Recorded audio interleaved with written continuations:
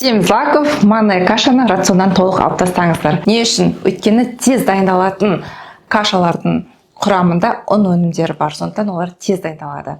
Және де манная каша ол біздің ішектегі бүрлерді одеяло сияқты жауып тастайтын өнім болып табылады. Егер біз ішегіміздегі бүрлердің барлығын как одеяло жауып тастайтын болсақ, онда қоректік заттар организмге сіңбейді, соның әсерінен көптеген асқазан ішек жүйелерінде проблемалар пайда болады.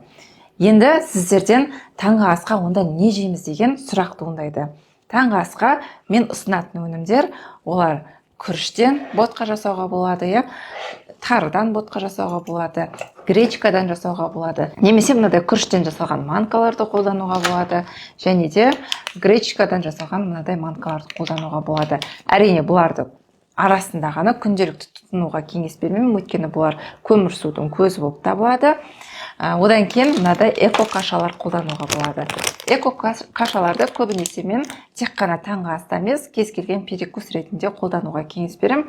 Өйткені бұларды ешкі сүтінен жасалған йогуртқа араластырып жей беруге болады. Бұндай эко кашалардың құрамында біздің өтімізге өте пайдалы жаңағы одуванчиктің тамыры және де расторопшаның ұнынан жасалған сондай өте маңызды клетчаткалардың көзі бар. Ешкінің йогурты бізде денатурированный белоктың көзі болып табылады, және ешкінің йогуртында бізге өте керекті кальцийдің көзі бар, және де лактобифидо бактериялардың таптырмас көзі болып табылады. Енді бұндай пайдалы өнімге бай жаңағы йогуртты біз эко кашамен араластыратын болсақ, бұл өнім одан сайын пайдалы болады. Немесе антиоксиданттармен, малина деген сияқты замороженный, немесе замороженный әртүрлі ягодалармен бірге ішуге болады.